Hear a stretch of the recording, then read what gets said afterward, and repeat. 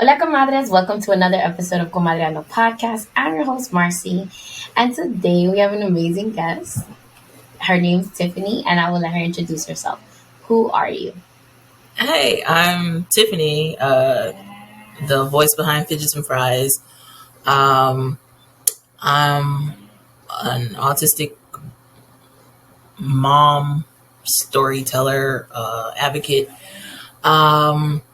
I have two boys with autism as well. Um, yeah, they're both teenagers, and I basically just share a bunch of stories to challenge people's perception of autism and discuss the intersections of race and disability and take people to the edge of their comfort zone and give them what they need to push themselves over the edge. Love it. I love me some disruptors. Yes. Yeah. Okay. So I started following Tiffany because her book, I forgot who posted your book. Somebody posted your book, and then I started following your account, and I was like, oh my God, I would love to have this book. So then it's coming out in May 2023, you guys, in a couple of months. And you can pre-order it now. But the book is beautiful. The title of the book is A Day Without Words. And it reminds me a lot. I haven't read it yet, but it reminds me a lot of the reason why I jumped that book by the Japanese young man that wrote about his experience being nonverbal. But I love Tiffany's book because it's a different perspective, because she's one of the characters in the book, and her son is in it as well. So before we get into the meat and potatoes, today's topic is navigating neurodiverse parenthood. And the reason why the topic came up is that as parents of neurodiverse children, we often wonder what their futures are going to be like. And Tiffany, I feel like, is a great example of how she was able to use her disability and continue to soar and help her sons in the future, like now, to be more well adapted to the world. And also, it helped her become a more fierce advocate for her children, which I love. So, you told us your children both have autism. So, can you talk to us a little bit more about that? Like, I don't want to say levels, because I feel like when our sons were diagnosed, there were no levels, right? It was like Asperger's or whatever, because they're older. My son's 14, as like, I think a little bit younger than yours. But so tell us more about what that was like, and kind of walk us through it a little bit. That was it's like a challenging time. It was Aiden, he doesn't have a level. But Jojo, when he was diagnosed, he had a level. He got a level. He was diagnosed at 6, and he's 13 now. And Aiden was diagnosed at 17 months, and he's 15. So he didn't have levels, and his diagnosis was pretty. It was pretty straightforward, pretty just like, this is what it is. I think he went into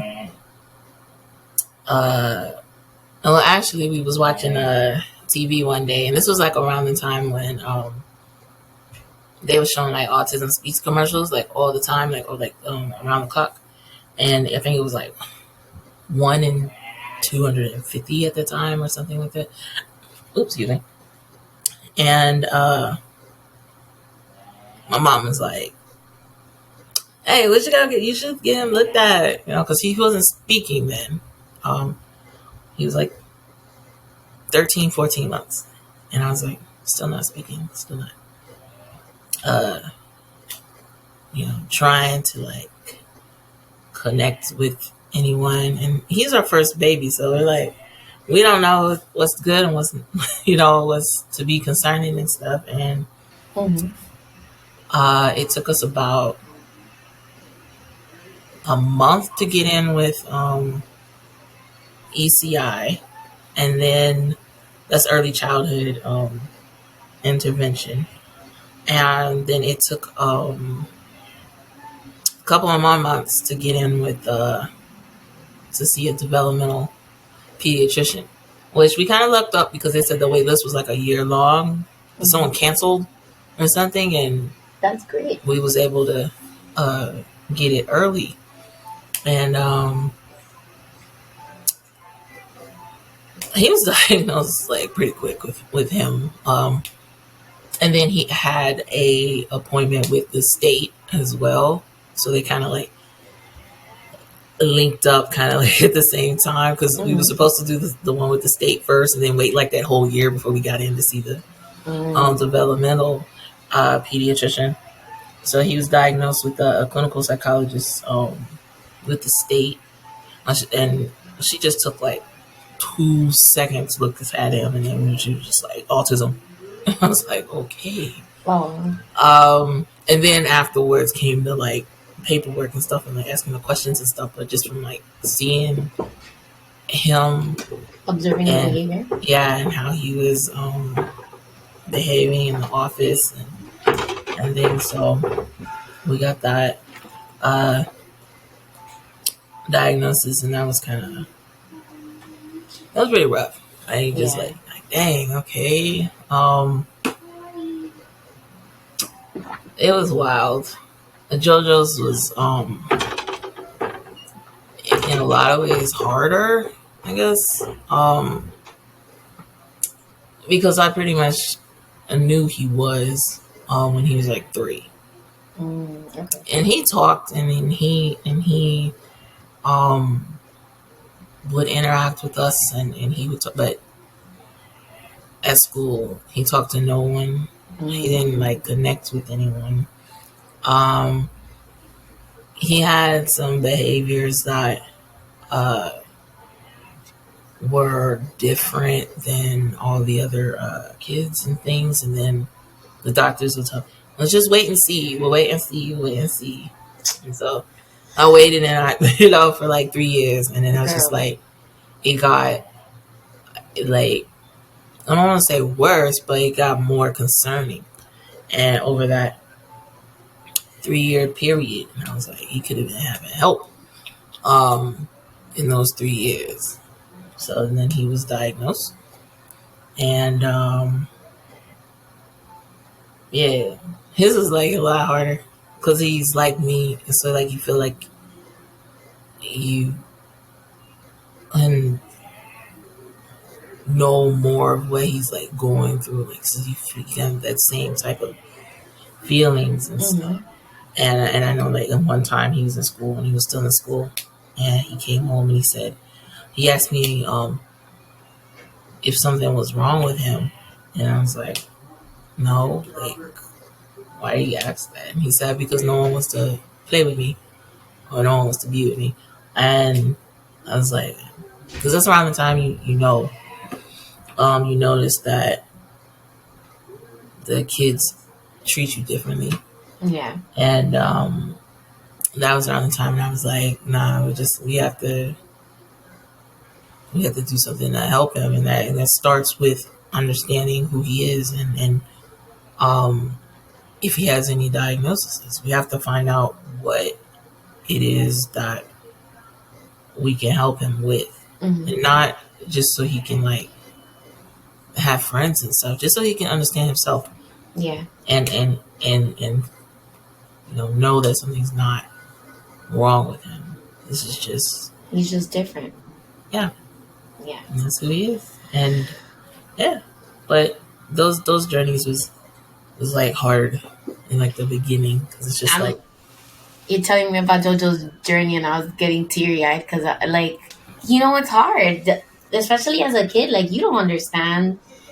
And then kids can be so freaking mean. Like, I'm a school teacher, so I see this all the time. Some kids can be so mean because their parents don't teach them empathy, or to like tolerate differences. Not tolerate, but accept differences, that everybody's not going to be exactly like you. And that's okay. So it like really breaks my heart when kids are like that. And the fact that JoJo had to go through that is BS. That doctor sucks. And I hope they provoke his license. Because that's another thing. I feel like in communities of color, They take so long and they give us so much pushback to get our kids actually diagnosed, which is wild to me. Because you're seeing it, I'm seeing it, but then they're like, no, let's give them time. Right. My son lost all his words. I want to say, Tiffany, he was speaking. He had about 25 to 30 words. And then all of a sudden, at around 16 to 17 months, he lost all his words. He only had milk in Spanish and mommy. And that's it. So then I didn't really notice until I saw an increase in aggressive behaviors because he was getting frustrated because he couldn't communicate with me. And then when I brought it up to the pediatrician's attention, she's like, no, that happens. I was like, that does not happen. I was like, I studied developmental psychology when I was becoming a teacher. That does not happen. I've been around kids my whole life. That doesn't happen. Mm-hmm. And she was like, oh, okay, we'll just send them in. I was like, regardless if you send them in or not, like, what are they going to say? If there's nothing wrong, they're just going to say, okay, there's nothing wrong. But if there is something different, then he needs to get the services that he needs, Right. They don't listen. They don't listen. And they don't care. And you have to check off like a lot of boxes for them to even take you seriously. Like, and it just sucks. It's like, it shouldn't be this difficult. It shouldn't be this challenging. Yeah. It shouldn't be this hard for us to access proper care and a diagnosis and all of that. And then they misdiagnose us a lot. They diagnose us later and they misdiagnose us. I've seen that a lot. And it's frustrating. It really is. And it hurts. And it's just like come on. Like, what's going on? What are we doing? And that's a lot of stuff that I try to like talk about and been trying to talk about since I started sharing on social media and it was hard in the beginning, and honestly it's still hard, but less hard. So like if it was like on a scale of hardness and it was like 10, that's how what it was when I started. Now it's like a 7. Like it's still hard. It's a little less hard, but still hard nonetheless. Yeah, because you just get. They find new ways to frustrate you. It's like you get over one thing and then they come up with something else. Like something different, and you're just like, oh my gosh, So like this is just another thing that we have to talk about, another thing that we have to address, another thing, and it feels like never ending. Okay. So you said your mom was the one that suggested for Aiden to get an evaluation. How was the support from the rest of your family or friends or people that you hold close to you? It was cool. I don't want to say cool. It was expected. Like it was, because he was more quote unquote obvious. Yeah. Like here he is. He's almost 2 and he doesn't talk and he doesn't like stare at you or look at you, or he's not playing with other kids, and he's not. He has like these behaviors that people think are weird and odd, and like to them it felt obvious, even if they didn't know what autism was. It felt obvious to them that he had something. Mm-hmm. So that was a little bit easier for them to get him and stuff. I don't say they fully understood it, but easier for them to like get. Mm-hmm. JoJo was more difficult because he talked. Mm-hmm. He talked to them, and he would interact with them. So he was a little bit harder in the beginning. Mm-hmm. It was more like, oh, he's not. He doesn't have this. He doesn't have, autism. He's talking to me, or he's this, and so that was a harder. To explain to people. Yeah, and it was just at that point, like I just got tired of explaining it, and I didn't feel like doing it, like, and especially like I already got to do it with people I don't know, with strangers and things like that. I'm not gonna do that with family. Like I'm tired and I don't feel like talking about it, and and like I'm just like, so I just start addressing it, explaining it, and whatever. You can either get on board with this or or don't, but I don't care. And because I just they're not here like taking care of him, and that's all on me and my husband. And it's just like life right now is complicated and hard as is. It's like I can't give like my energy to these people, like so. That wasn't easy though. I make it seem like it just came up, it popped up easy, like it was like 2 weeks and I figured it out. Nah, it was more like two years probably before you figure out that you just need to stop. It's just they gonna feel what they feel and they'll come around. And Did you feel, because I felt like at one point there were some people, not my close friends, but there was people in my family that kind of like distanced themselves because they didn't understand what the diagnosis meant or why he would react in certain ways to certain things. So I found that we started getting invited less and less. Was that something you experienced, or was it a little bit different for you? Yeah, it was similar. Invited less to things, or like they would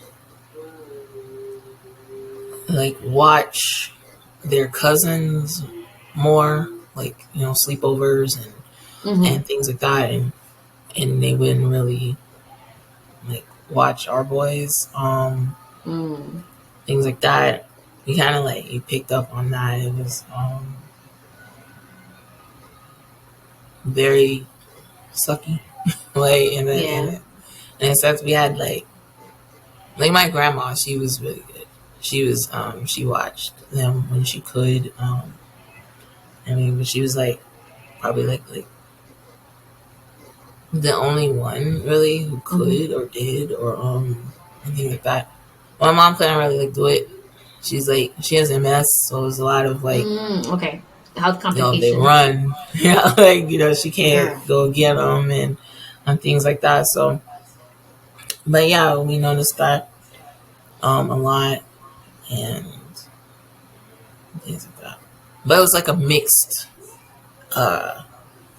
bag. It was like on one hand you get invited less by certain family members, and then like other ones it's like because you were treated a certain way by some, then you kind of like applied that to all of them, and then you didn't invite yourself to things, like you just stayed away, like you just didn't want to go, and then like they would ask hey, how come you didn't come, or you didn't come or not, and then it was like, okay, we'll brave it and we'll go. And then they was really cool about the kids there, like Aiden running around and bouncing around, and sometimes he might break something, and and they were really cool about it and things like that, so that that helped. And then you have someone not be like, so it was just trying to like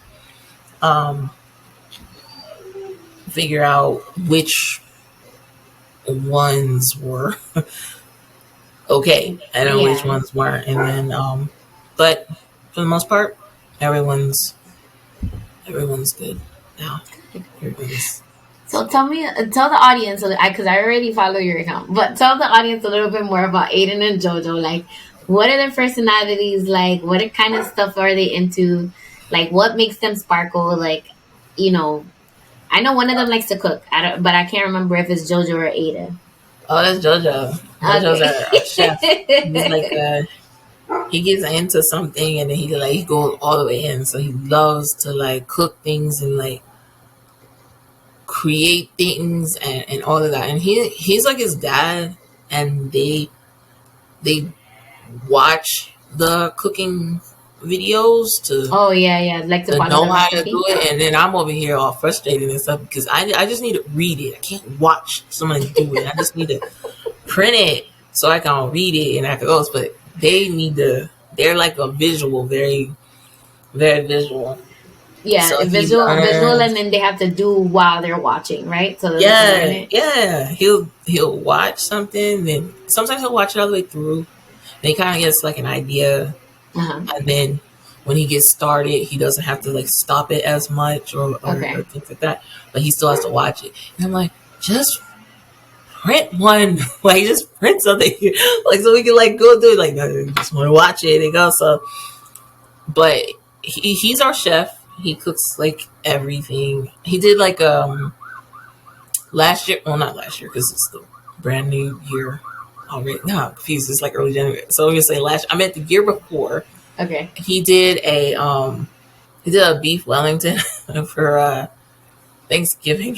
Well, excuse me, Mr. Fancy. I can't even make this. It was so good. And then like the following, I think the next holiday or so, it might have been like 2 years ago. On the next holiday, we did a vegan beef Wellington because we were doing vegan for a little while and stuff. So that one was actually pretty good too. But he makes breads and he makes pastas, like homemade pastas. And, wow.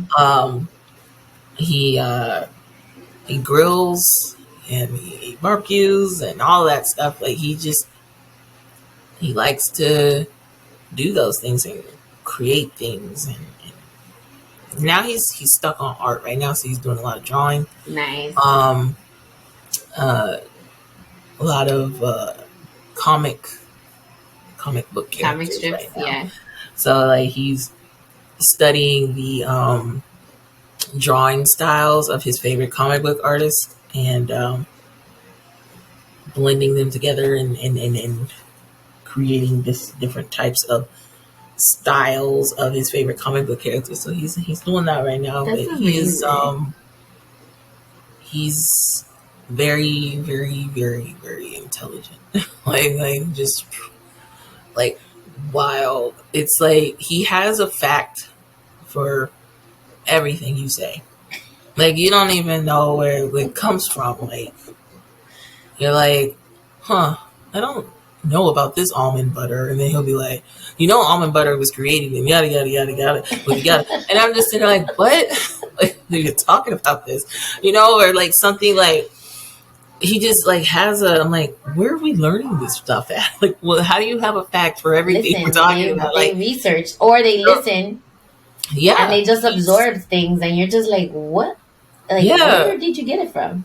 It's all amazing. He's like a walking like encyclopedia or something. But he's into that stuff. He's always like learning and teaching himself different things. And Aiden, he's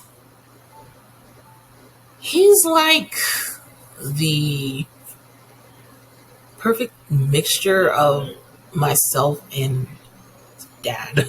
Okay. like he's very like mellow and like chill and things like that. Even though he's loud, like he grunts a lot and stuff, but he's still so like chill, like his dad, and like nothing really like bothers him. Like he kind of just lets it kind of roll off and off his back, and he's just very, he's generally happy like all the time, and he doesn't smile much, but he's happy. And he loves his fries, and I read that you guys have like a fry off, and he likes to taste everybody's fries and fries, and he gives them the prize of like who has the best fries. Yeah, because he doesn't talk, so we're just like, how do we know whose fries won? And so we're like, we'll just judge off of like.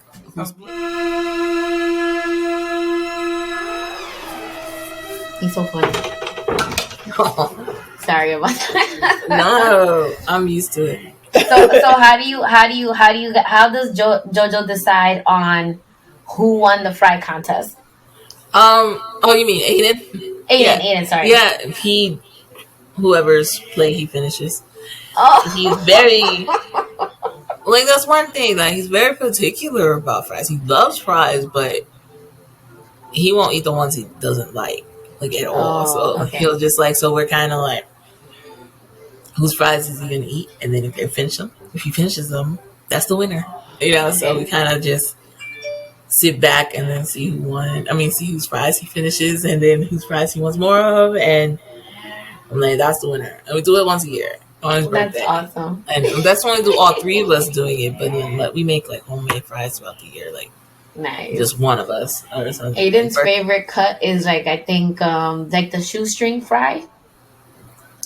Don't talk to him about none of those spirally ones or the crinkle cut. You want to know no. That and the potato wedges. He's okay with potato wedges, but besides that, he's like nah, I'm good. Yeah, you have to like Aiden's most favorite fries are McDonald's. If they're like, they have to be fresh. If they're frozen, they have to be Ore-Ida, period. Okay. And then he's not the biggest fan of their shoestring ones, but he'll eat them if he has to, like last minute. He likes their crinkle cuts more if they're frozen. And then you can't get them with a steak fry, whatever. I think it's just too much potato or something. Yeah, or something. It's just dry. Like, he's like, yeah, it's like it sticks to you on the way down, and I don't think it's not a favorite of his. He's not a fan, but he's awesome. So he sounds like a great kid. I was gonna ask you. So have they set him up with a communication device to communicate with you guys, or like a PEG system, or something like that? He was doing, when he first started speech therapy, they introduced protocol to go to him, and he was like 3 or 4, and then they decided that it was too much for him, like he couldn't do it, and so they went back to teaching it, and then they went to PECs. And at the time, I didn't think nothing of it because you don't really know. And then he realized PECs wasn't that good for him. It was like they choose what you're choosing between, and then you're like choosing it for like some type of reward, and then it was just, so it didn't really help. And over the years, it was I was printing out the images and the core boards and all that stuff. Like I couldn't afford like any of the devices and stuff, so I was just trying to like make books myself. And then Board Maker, the ones who make all the little images. We had free access to that when I worked in District 75 back in the day. But now, like when they changed their system over to like digital, like now you have to like pay for it again, and it was just frustrating. So I like stopped using Board Maker because of that, and I like use my own visuals that I make like the social stories with. But Board Maker is amazing. Yeah, I wanted it. I couldn't get it, but I learned that you can get back when I was trying to do it, you can get a free month trial. So like I used my little email, I got the free month trial, and I printed everything that I could in 30 days. I ran through, saved, and print. Then you're like, I'm cutting it, I'm putting it into these binders with these like dividers and the Velcro and the things, so he can go and pick the things once.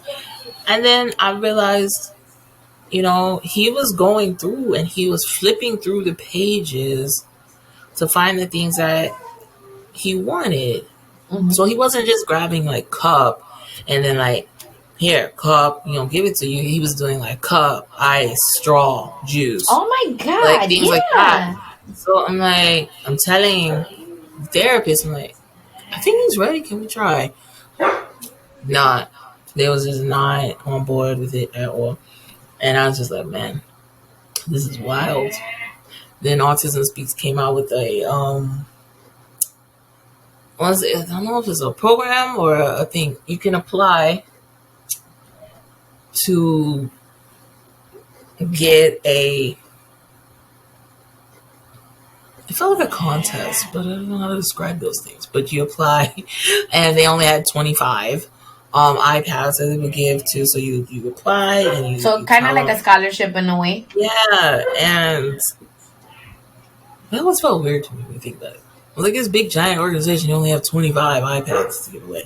But I have my you know, own opinions about autism speaks. We're not going so to get that into was that like, today. so yeah, it was just, it was wild. Yeah, I have my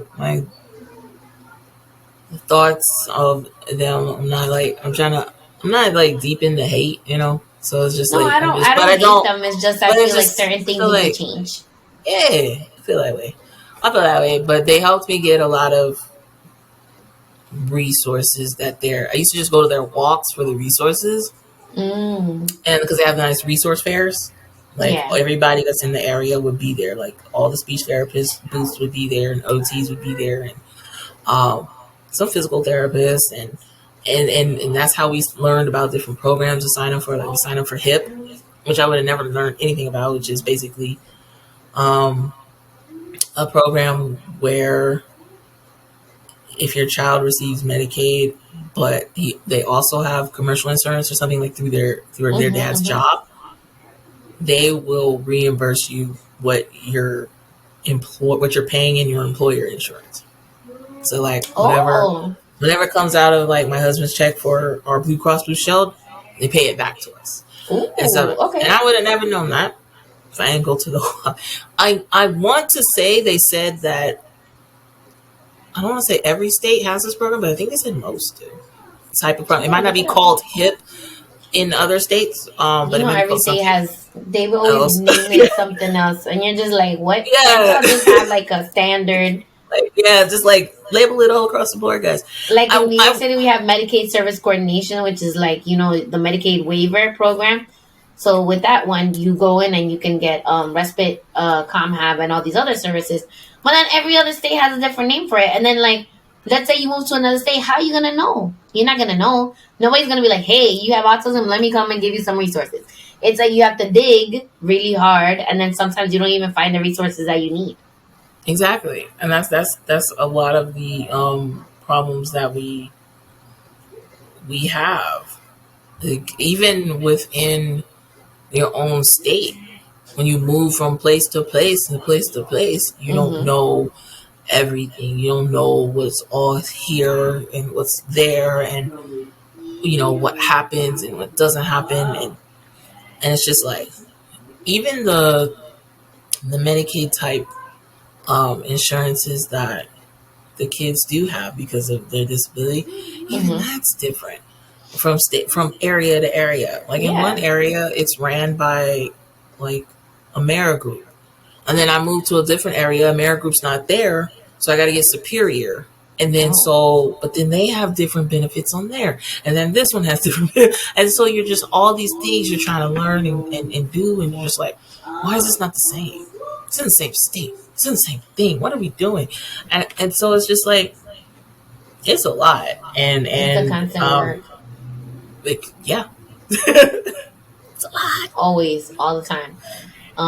They sent me a notice from his insurance saying like, starting January 2023, he's gonna be able to get ABA. So now I gotta find an ABA place, which I'm glad. I feel like he needs a little bit of it. Um, but we're gonna get into that a little bit later because I know you have your opinions about that, and I love how transparent you are about it. We can like touch on it, and then we can refer them to your book too, because if you have a book, people can read the book. But I wanted to ask you, what are some of your fears or reservations as a parent of children who will one day be young adults? Well, they're already on their way to being young men, who are men of color and are also on the spectrum. Jeez, that's heavy. It's I don't know. I think that the closer they get to adulthood is we have more fears than like anything else. But like when they're younger and stuff, it's you thought about it, but it wasn't like it didn't feel immediate.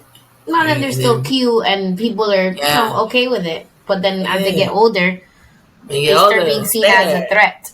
Yeah, and you know it. You feel it, in the back of your head. Like it's not right there. Like when you're 3 and they're 4, and you're like, okay, yeah, if I don't get them here to at this point, but I still have time, and then this, and then, but then next thing you know, boom, they're like 15 Mm-hmm. already, and you're like, I'm running. You feel like you're running out of time. Like my knees is achy and wobbly. I don't know how long I can like do things.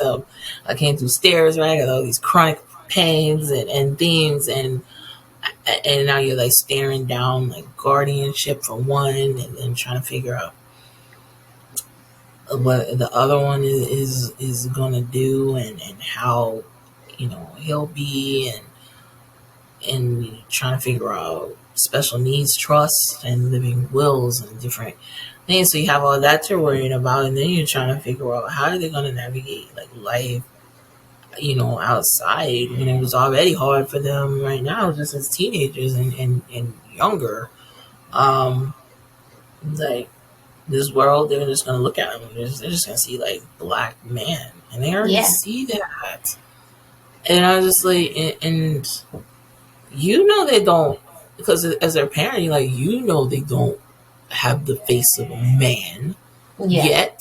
Like you'll see, but not like, but they don't No. just assume they're grown, and they treat them like that. And I'm like, how do you prepare them?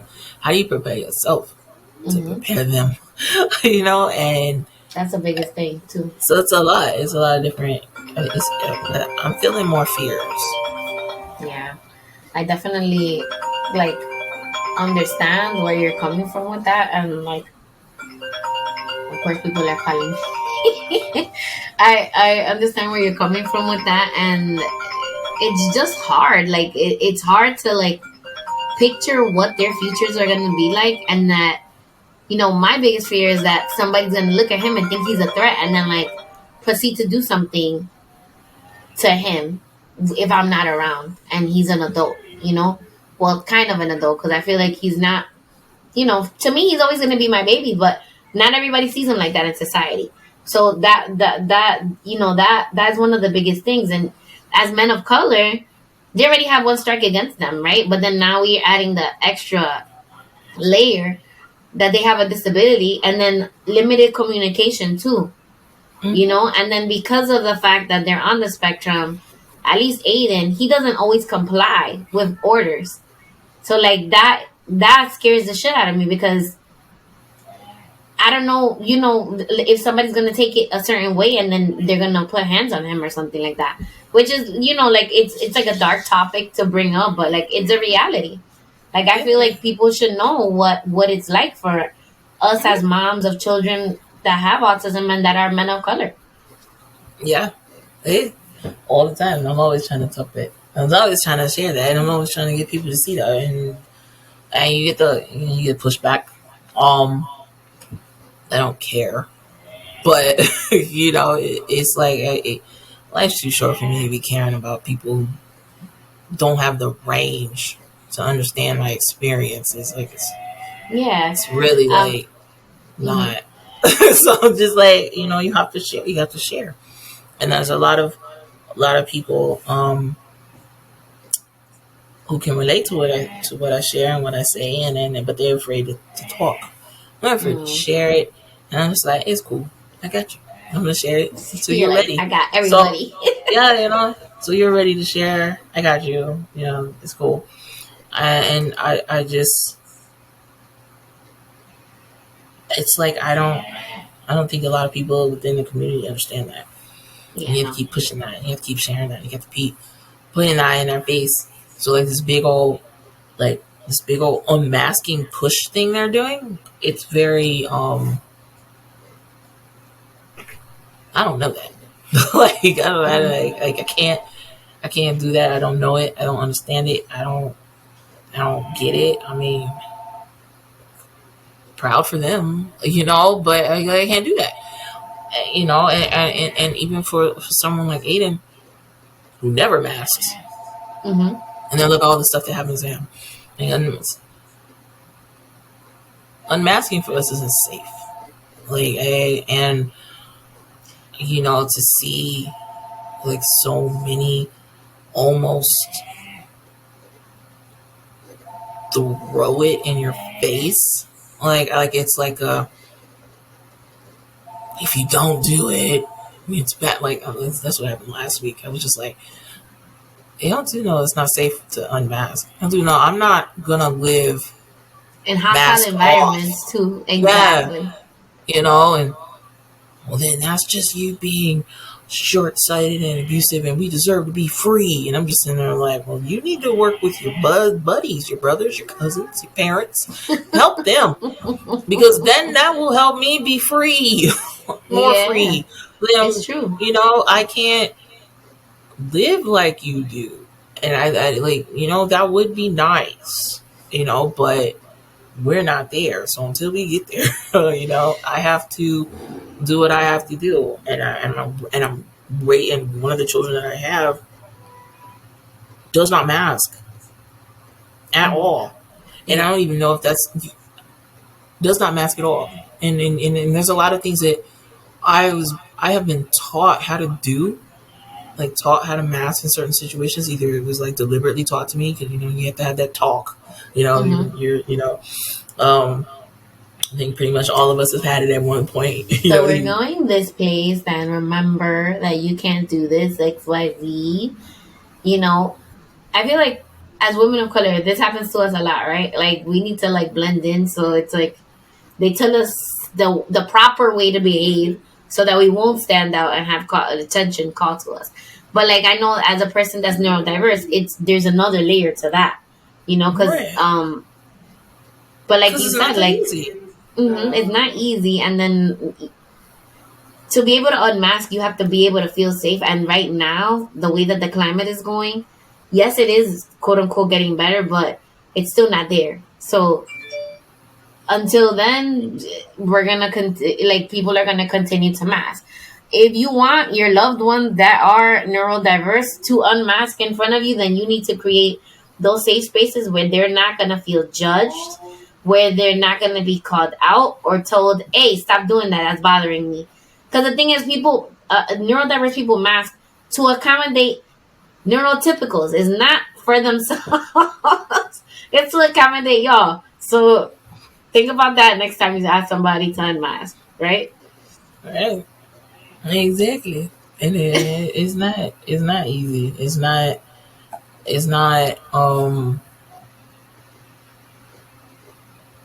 about 80% of the time I'm in control of me. Right? Like I can do it. I can, but if I go for long periods of time where I am doing it and I haven't been able to not do it, then that increases the possibility of me not having control and stuff. And it's just, it's a lot. And I just want people to like understand that there is privilege in being able to unmask. Yeah. And privilege in being able to turn it on and turn it off and turn it back on again and turn it off, and when to know when to do it, and when to know when to pull back, you know, and what context and what situations and what circumstances do you mask, like, and do you unmask, because that can change moment to moment, like just that fast, boom, click, boom, now you're masking, or you're code switching, or you're doing both, and you don't like, so it's just like a lot of that's a privilege in knowing how to do that.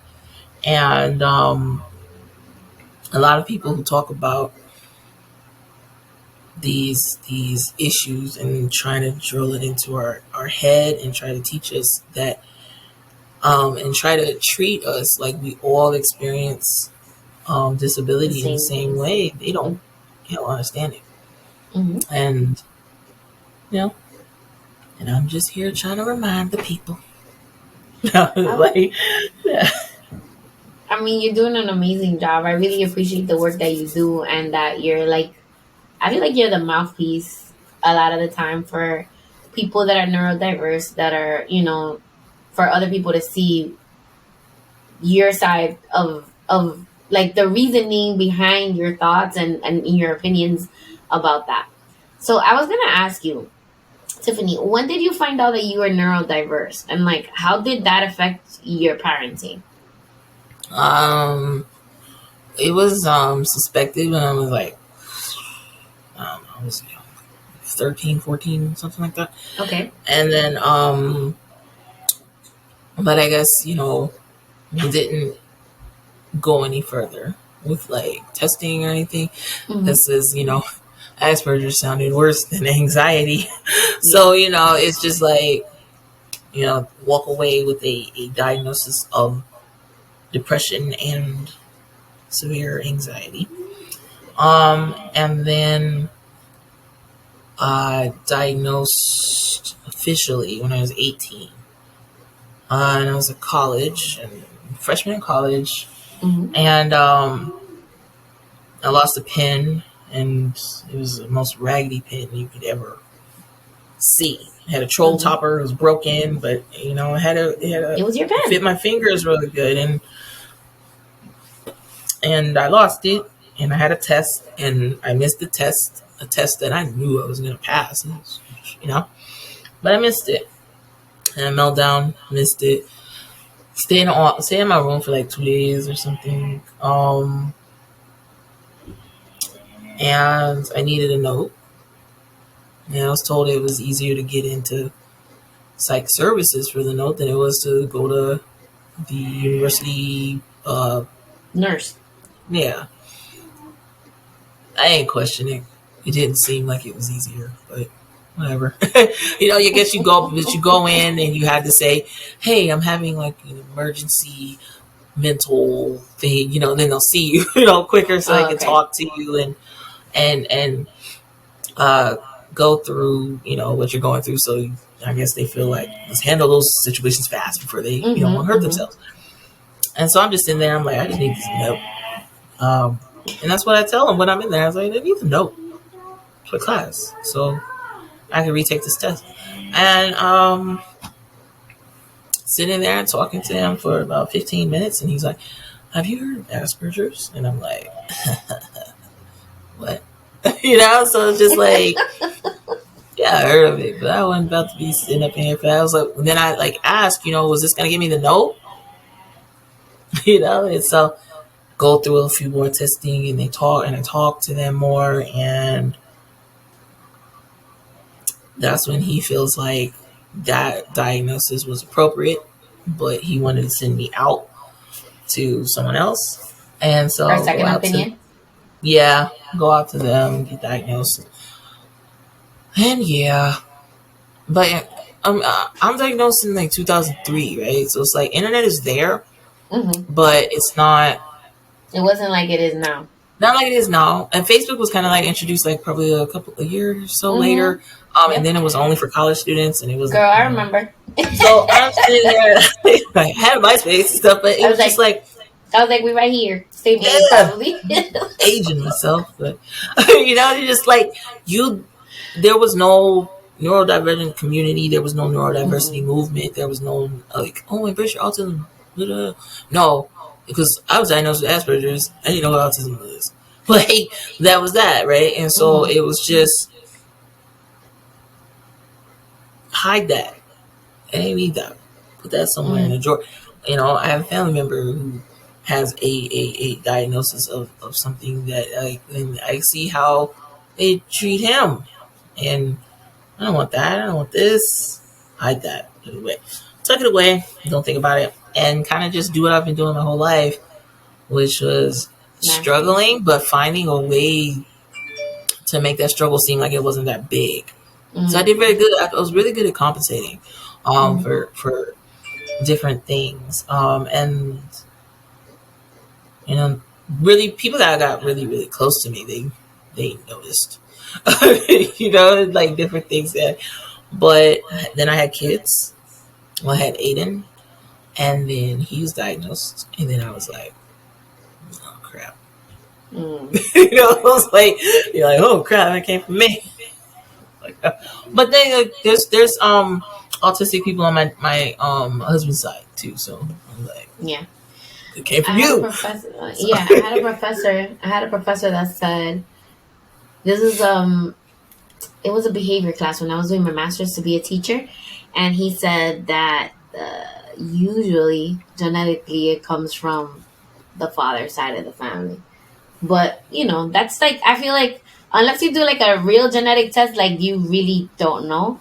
But he was like, yeah, usually when you meet the parents, because he's a therapist and a behavior. No, he's a BCBA. So he was working in a group home, and he's like, well, every time I met my students' parents, I would meet the dad, and I'd be like, oh, this is this is where they get it from. Which I feel like my son's dad doesn't. I don't think, you know. But this is why we're going for the genetic testing now to see like for sure. You know, because another thing, I'm like, they're like, oh, when do you have a little girl? Like, never. Like, I don't know. I'm not a gambling person. I don't like playing Russian. Not that it's Russian roulette, but I don't like gambling. Period. So I'm good. Aiden's independent now. He can take care of himself. So we're good on that. But when they were diagnosed, because you had already had the experience, like it was easy. Was it? Did you find it was easier to guide them and support them in that way, or how did you feel about that? It was the complete opposite. Because I lived a life where I didn't really face that stuff. Mm-hmm. You didn't really like understand what it was. So you knew you were different when you were young. Mm-hmm. And you knew you were bullied for it, and you knew that they homed in on those exact things that got you the diagnosis, and they picked at it and picked at it and picked at it. And you knew you had a very supportive grandma who taught you how to write, to express yourself, and translate your thoughts and mm-hmm. put that to paper. But you don't, think about it, and you try to distance yourself from the from being different. Mm-hmm. And then you get diagnosed, try to distance yourself from that, and then your child's diagnosed, and then you're like, okay, but you're still not thinking. Like you're just kind of like, okay, I got this, but you're not. I'm not like making that like connection, right? So it's just like all about Aiden. Mm-hmm. Just focus on Aiden, and you're not really, thinking about yourself. And I'm not understanding any of the challenges that I have. I know I'm struggling, mm-hmm. but I'm attributing it to something else, mm-hmm. and to other things. And so I'm still not thinking about it. And it wasn't until JoJo was diagnosed that I started to think more about my diagnosis and how it's impacting me, and how it influences my parenting, be mm-hmm. that in a good way or not so good way. Mm-hmm. And then a few more years later after that, that's when I'm starting to like, okay, I need to sit down, I need to think, and I need to figure out mm-hmm. what it is that I'm doing. Because I'm like floundering here, like, and when I did get onto social media to vent and share and stuff, I did not reveal my autism diagnosis when I first joined. Mm-hmm. I wanted to just be parent, and then this and this, and then I realized that it was more than just parent, and it didn't fit in the parent groups. And it was like I was having a split in my mind. Like it was just going in different places, and I didn't understand. I couldn't relate. And then in real life, and I'm trying to like come to terms with my own diagnosis and figure out what that means for me. And, but yeah, it wasn't, I didn't fully, I don't want to say fully, but like embrace that diagnosis until it's probably like 4 years ago, maybe. Okay. Or so. It's probably about 4 years ago. And I'm still just kind of playing it day by day, winging it. I think it helps in a lot of ways. It does help. The diagnosis does help. It does inform my parenting in a way that I feel like it wouldn't have if I didn't have this diagnosis. And then other times it's just me trying to figure out how to help them without it triggering me at the same time. So it's just kind of like trying to find a balance and trying to help them along their journeys and in their lives, and yeah, but it's something that I'm just trying to sort through and figure out, and as a person who's been, well, you live with autism your whole life, but as a person who's been aware of it for almost 20 years, it's me just trying to kind of go through it and figure it out. And that's part of the main reason why I don't share autism academically, and I don't tell you what a red flag is, and I don't tell you what a symptom is, and I don't tell you none of that. That's not my thing. It always kind of, I don't want to say weirds me out, but it's like someone who was like diagnosed last year and now they're like the leading authority on like autism. And I'm just like, I don't get it, and I couldn't do it. It's just like, because we're all different, and I couldn't talk about autism in a general way, and I didn't want to explain it in a general way when it was an individual experience for me. So I feel like there's a lot of stuff that we can talk about and we can relate to and things like that. But I didn't want to run the risk of, if I did go down that road and share about autism in like a more academic way, I didn't want to run the risk of it generalizing to like everyone else. So I just like avoid it, and I'm like, ride the lane that I'm doing okay in. And I figure out, I'm at the point where I'm like, by the time you find me on the internet, I'm assuming that you know what autism is at this point. You have a strong grasp of it. You might not know everything, but you got a good grip on it. Yeah. Or you're following somebody else who is doing that for you, who is telling you what misophonia is, or what sensory challenges are, and all that stuff. I feel like you can get that from somebody else. By the time you come to me, I just assume you know it, and then so I'm talking about something else. I'm talking about other things that affect us as disabled people and disabled families and stuff. So I'm like, that's a good lane for me to ride. Ride that lane. I love that. I was going to tell you, Tiffany, I love your writing style. Like all your posts that you just like go on and like talk about your experience, your writing style. Shout out to grandma, by the way, because we didn't give her a shout out. Shout out to your grandma for teaching you all this stuff, because your writing style is like chef's kiss. I love the way you express yourself, and it just kind of flows, and it really, like, at least for me, it reaches me in like a deeper level, not just like surface level. Like, you know, when you read something, somebody's experience, you're like, whatever. But it like the way you write really makes me see your perspective and kind of understand where you're coming from with the opinions that you have regarding the different things. So I was going to ask you, I know sort of the inspiration, but I wanted you to share with the listeners, what was your inspiration for writing the book? A Simon and Schuster editor, honestly. Not even gonna lie. So it was I always knew I wanted to write a book. I did not know that my first book was going to be a children's book. I thought that if I did do a children's book, which I did plan on doing, that it would be like third or fourth book, right? But I wanted to write a book. I knew I wanted to write a book. And one day I just shared about our families. We call them no talk days. So we just don't talk, and we just kind of like, interact with each other using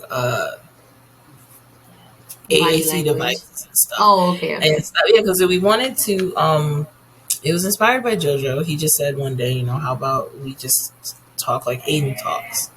And I said, okay. And so when we do it, it's like you're modeling, so you're showing him as well, and you're doing it with each other, and he's seeing that all the time. And then I shared about it because we did enough of those days that I had enough experience with it that I felt it was strong enough to write about it. And so I wrote about it. I didn't know anybody was going to read it because it wasn't really like a super story, and then it was kind of long, so it was just me kind of like explaining what this is, what we learned, how difficult it is, and the purpose behind them, and how I felt like the world would be a better place if more people did it. And that post just kind of took off somewhere, and where it just flew. Everybody liked it. And then an editor from Simon & Schuster reached out and said and wanted to meet with me to talk about doing a children's book. And I'm like, really? Okay, cool. And that was the book that they pitched. They was like, can you write a book around this post? And I was like, nope. Like, I didn't know how, right? I was just like, okay, I'll give it a try. So it was like a few back and forth emails. That fell through, but I had that book already in my head now. So it's in my head, and I'm like, I might could do this. So I'm rewriting it, I'm tweaking it, I'm like, then I kind of stopped, and I'm like, rewrote it again. I'm like, I think this is kind of cool. And I talked to some friends that already had like book deals and stuff. I'm like, can you just pass this to your publisher? I don't know if they actually did or not, but I'm just like, okay, whatever. And then I started to get like a little bit like discouraged because you're sending it out to like all these people, you're sending it to agents, you're sending it to everyone, you're sending it to publishing houses. And then I was like, I'll just publish it myself. But then at the same time, I realized that the bulk of the people that I saw getting deals were social media presences. So, and I was like, they're online.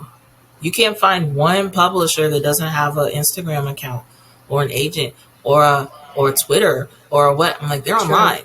Yeah. They're plucking people offline. And I said, I need to switch how I'm writing. So if I have to self-publish this book, I will. But I need to switch how my thing is. So sometime after that, that's when I started to share even more stories, even more poetry, even more things. Like, that was more like emotional stuff. I'm trying to snag some attention. Yeah. I started using like hashtags for like publishers and stuff that they would be going and looking and reading. And I'm like, okay, somebody's gonna see. But then I was like, okay, I'm gonna try and self-publish this book. And I finished writing it. I showed it to my husband, and he was like, it's cool. But he's always gonna say that. So he's not a very good critic. And he's a supporter. I was like, gosh. He's like, I love everything you do, girl. Yes. Good. I was like, come on. But I asked if I can have if I can get an artist, I put a post up and I said, can I does anybody illustrate? I'm looking for an illustrator.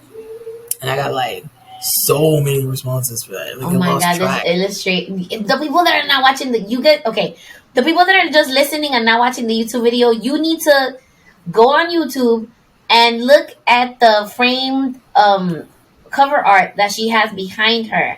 It is the most beautiful picture.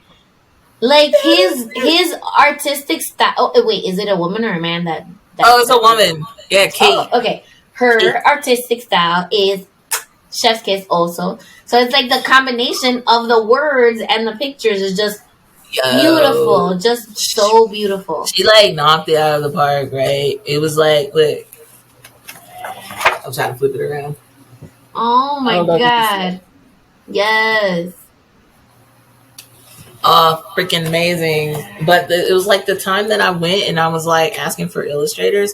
That's when Rebecca, who runs the publishing house, that's when she reached out and said, hey, I want to talk to you about something. And so met with her. She wanted to talk about doing a kid's book, and I was like, I got one. And I told her about it, what I liked, what about it. And then she was like, sign the contract. And then I'm sitting here thinking, oh crap, what did I do? I don't really have a book, right? Like I wrote it, but I'm like, I didn't think it was like good. So then I rewrote it. Okay. And so that's the last, that's what The this book final is now. copy. Boom, the final one. And then you're sitting around and you're waiting for an illustrator. And she gave me a selection of 10 to choose from. And then you can look at their art. And the illustrator I have, Kate, I did not choose. Right? So when I told 2 people, I think. Mm-hmm. And when they told me that it was going to be Kate, I was like so worried because I was like, I don't know what it's going to look like. Like you have all this, you feel like you don't have as much control when you go like a traditional publisher, right? You're just like, what's going on? Yeah. What's it going to look like? It's just a waiting game. I'm waiting. Oh my gosh.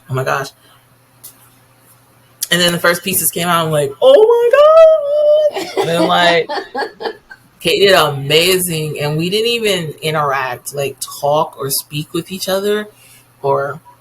She just read the book, and then she came up with the illustrations based off of that. Yeah, and then I sent pictures of Aiden and his device, and Rebecca acted as the middle person. So like I would say, hey, can Aiden have glasses because he wears glasses? Oh. And then she would tell Kate, and then Kate would give the glasses, and then Kate would come back to me and say, hey, can you send me a picture of his board, what his board looks like, the PEX board? Yeah, on his iPad. Okay. And so I sent that, and then so that's how we like communicated back and forth, and then we finally talked directly to each other like after the book was like drawn up, and we were just waiting for it to like be all like put together and printed and things like that. But I'm like, man, it was so amazing. Like, the art is so amazing, and it complements the words like so well. And I'm just like, I think a lot of people are gonna love it. I hope so, but I think so. Okay, so before I go to my next question, can you read like your favorite I guess a little excerpt from the book? Let's say I'm gonna have. Well, there's a lot. It's a sleeve on it. I'm gonna take the sleeve off because I mess it up every time I do. I already got greasy fingers on it, but there's a lot of favorite pages. Let's see. Pick the one that you feel like today is like, I like this one more today. Let's see. Okay, I guess I'll start. I thought I took so this one, I don't know if you can see it. Hold on. My light is doing things. Alright. So that page right there. Oh wait, I'll describe it. I'll describe the photo to them. So the illustration is a mom embracing her son, and she is speaking or breathing a toy tugboat into the air, right? Yeah. Okay. Good. Or like water. I think she's more like singing. Oh, but okay, maybe sing. So it says, like water, Mama's voice dances around, bobbing up and down as it leaves her throat, much like the waves that carry a boat. Aww, so it's like describing her voice and how it sounds And I'll do the next page. Oh my god, I love the dad too. I love this book. I'm gonna get like 10 copies. Yeah. So he's, sitting on dad's lap, and dad is his voices. That was one of the main things I loved about what Kate did is she drew the voices coming out. Like the voices, and I'll show you the other pages with the device, but she made it a point to let you know that something was coming from them in some way, whether it was the tablet or they were speaking it, and I thought that was like super awesome. But this page here, so he's sitting in his dad's lap, and then on the opposite page there's a boat that looks like it's sinking, and it says, "Daddy's voice is like air, soft as a light summer breeze that kisses my cheek, strong as the winds of hurricanes that abandon ships at sea." So it's just basically like describing the beauty of dad's voices, right? It's just like they can be so freaking loud. Yeah. Like just so booming, but then they can also have like this calming effect and make you feel like you're like at ease and stuff. So I was like, I gotta try and include that.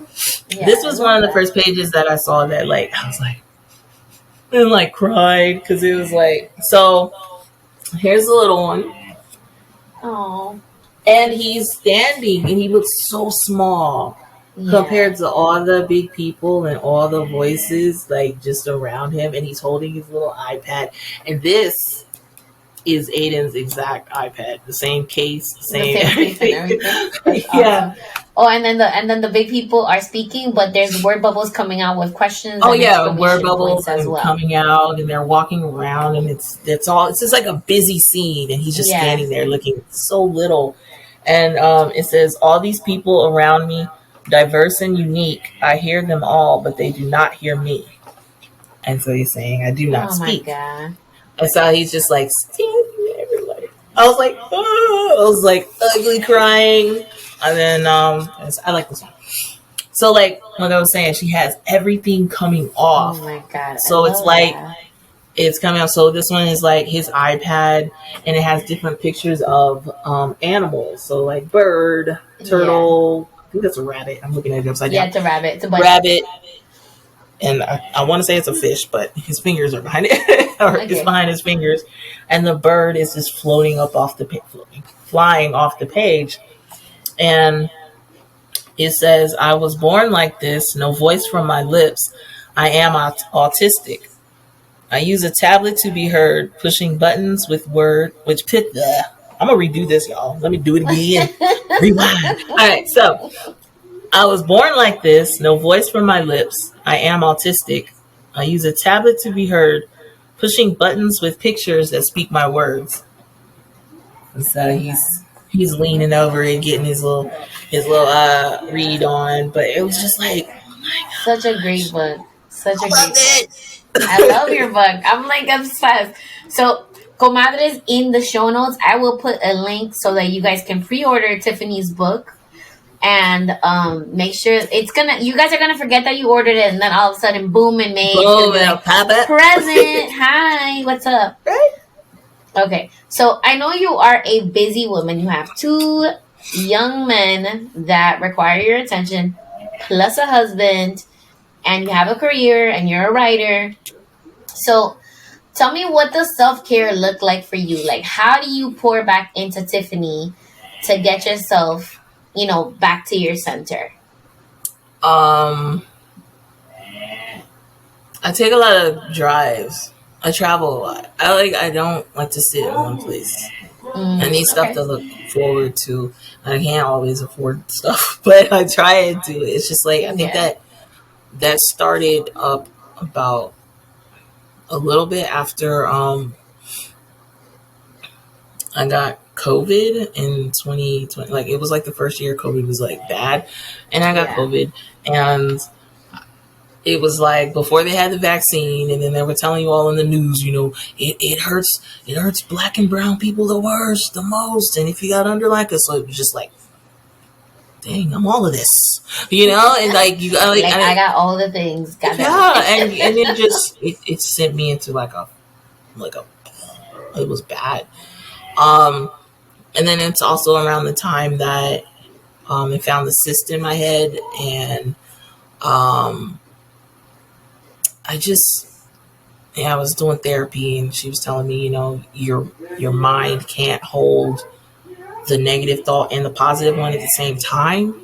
So don't give the negative one life. Like think of the positive ones, and like so she would like distract me with something. Like she'd be like, "Hey, I like she would say, hey, I like that picture on the back of your wall. What's going on there?" Like after I was just sitting there and finished discussing with her something that like sucked that I was ruminating on, and then she would go like, "Hey, I love that picture back there. Like who drew it? Is that your book? Is it?" And then I would sit there and I'm talking about my book now, and I don't feel sad. So I drive a lot, and I started to travel more. We were already getting into traveling before COVID came, but now it's just like a thing I do, and I look forward to doing it. Whether it's small road trips, whether it's I just need to get out of the house, stretch my legs. I need to just listen to music. I need to for some reason, I don't know what it is, but music just sounds different in the car. Yes. I don't know. It's like it just does, and I just need to be out there, like just have and listen. I think there's like a thing. Musicians when they want to listen, or like rappers also when they want to listen to how a beat is gonna sound, they go and sit in a car because I think the acoustics in the car gives you that true sound of what you're actually hearing. When you hear it in your house, you have a bunch of like surfaces that absorb the sound, and then sometimes it bounces off in a weird way, so the music doesn't sound the same. But for sure in the car it sounds way better, I feel, at least. Way better. I was like, that's my care right now is that. And then I have like a little, I was gonna say money jar, but it's not really a jar. It's just like a little account that I like just put little monies into rainy day money. When I can. Rainy day money. Yeah, and I just save it for like those little like weekend drives or daily drives and stuff. So like I have the stuff where I'm like I want to go to DC in July. So yeah, you have a big pot you save for, but then there's like other things, like little things I want to do, and that helps me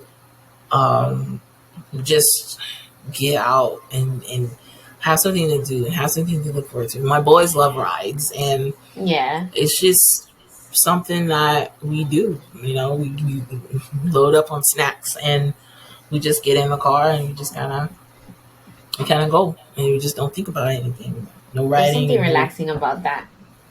Yeah, I love that's it. That's how I like. I'm a single mom and I'm dating, so that's how I feel whether or not I can vibe with somebody. Because like if we can just drive for long distances without talking, and then we both feel comfortable, and like the other person doesn't feel like they need to like fill the void with extraneous words, then I'm like, you're my person. Yay. Yes. That's like the greatest thing. And then sometimes I try to get my husband to drive too, because I'm like, I want to be a passenger princess. I know, right? It's so funny. You're like, I want to put my feet, I want to take off my shoes and just chill next to you. Yeah, I want to ride. And then he's over there all comfortable. He's like, I'm okay being a passenger prince. So I'm like, what? So it's just like, it's just, I get out and I ride and we go and we see things, and we were at one point we were looking for ghost towns around here. I think we found like a few, and so now I think we might change it to like just finding the historical markers around here, and then going to go do that and look at those. Wait, what state are you guys in? I forgot to ask before. Texas. Oh, Texas. What part? We're in West Texas now, in the freaking tiny town. Okay. like just like on the racist scale. How racist is it? Like if it's at 10, this is like it's like 8. bad. Because I love Texas. Like, let me tell you, I look at those houses. Like, I follow this real estate agent over there, and the houses are enormous. I'm like, I would love to live over there. But then I think about the people that are living there. I'm like, oh, Lord Jesus, I can't. Yeah, you got to be in the right spot. We are not in the right spot. And I'm ready to, I need to go. Yeah, I know I shared on my Substack that I'm like, I don't have like a place or like a home, and we move so much because my husband's job. Yeah. I was like, this has to be the year where I have to like park. I need a house. I want a house. I'm just like, so that's what we're like looking at and working towards and seeing, because I am ready to just like put roots down somewhere, and I'm tired of moving. Yeah, especially out here to West Texas, where my dream the scale is at 7 on racism. Girl, so, my dream is to own a house and then have a little garden where I'll be, tending to my plants, because I already have a bunch of plants here in the apartment. But it's like, I live in a 2-bedroom in New York City. I mean, even though my apartment is one of those pre-war ones that they're like pretty big, but still, like, it's like I need space. I want a yard. I want to be able to go like ground in the backyard, take off my shoes, and walk around barefoot. Like, I don't have that here. Yes, that's what I want. Right now we're in a townhouse, and you have the neighbors on the east side. I don't like it. And it was the only place that we could get where it was like month to month, because my husband moves a lot. Yeah. And we move a lot. So I was like, we could not commit to like a lease. Full, we have to do month to month, because they'll snatch him up and send him somewhere quick. And breaking the lease is not affordable. It's not. It's just like, hey, y'all gotta let people out. I cannot stay here. Yeah. My mental health. Exactly. That's what I feel like here too. And the walls are so thin, and you just hear everybody and everything. And the yard's not big enough. And we got a dog. What kind of dog do you guys have? He's a border collie mix. Okay. The longer you stare at him, he kind of looked like an Australian Shepherd, though. So I don't know. I was gonna do one of them doggy DNAs on him. I want to know for sure. Like, I just need to know for sure. I need to know. Yeah, because they said he's a color that is rare in border collies, but they do come in the color he is. He's like a red, orange, like a reddish orange color. He's like a ginger collie. Yeah, and he's really like light brownish gold eyes or something like this, like brownish gold eyes and stuff. But he wild. He's so wild. We read about it. A dog too. Yeah, I just got a dog too.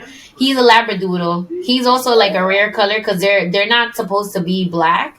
He's like jet black with like maybe a little bit of salt and pepper here and there, but he's so freaking cute. I'm like, I can't deal. But he's so bad. He's like 9 months.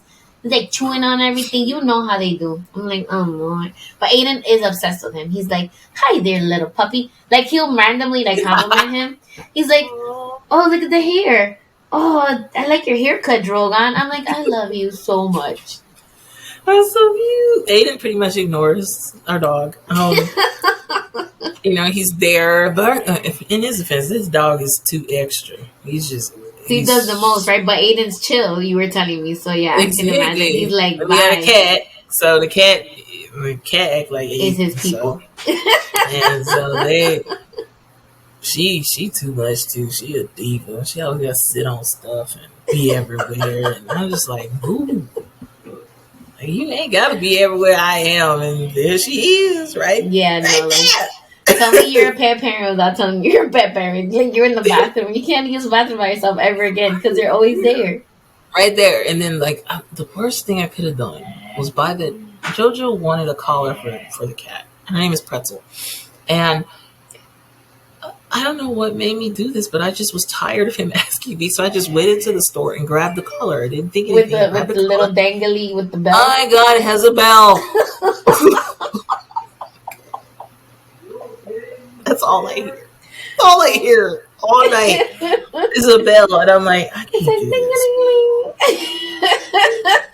And then there's stairs. JoJo's bedroom is upstairs, and she's always where JoJo is. So it's just like, like up and down the stairs, and then just like I hear Oh this my bell. god. I want to take the little bell off, but Oh my god. I can't. I'm not doing it again. I'm not. I can't. You're like I just. never again. I can't do it. It's just all you hear is this bell, and I'm like, well, do you ever sleep? And she does sleep. She sleeps a lot, but she doesn't sleep when it counts. Yeah, Like she's like, aren't you ready for a nap yet? She's like, no, thank you, mom. oh, she's like everywhere. She's awesome though, but she everywhere. I can't do it. Oh my god, Tiffany, this conversation was so good. I'm gonna end the show how I usually end it, which is follow me at Comadreando Pod, and you can follow Tiffany on IG at. Please drop your handle. Fidgets and fries. Oh, there's a dot between fidgets, so it's fidgets dot and dot fries. Perfect. And if you have any questions at all, please feel free to send me a Comadre-Gram via email at Marcy at comadreandopod.com or slide up into my DMs. Please visit our website, www.comadreandopod.com, to read our latest blog posts, to find out about future events, and get your official Comadreando merch. And I want to welcome you to be an official comadre, Tiffany. So now you're a comadre. Yay! And I want to thank everyone for spending time with your comadres. Have a good night. Bye.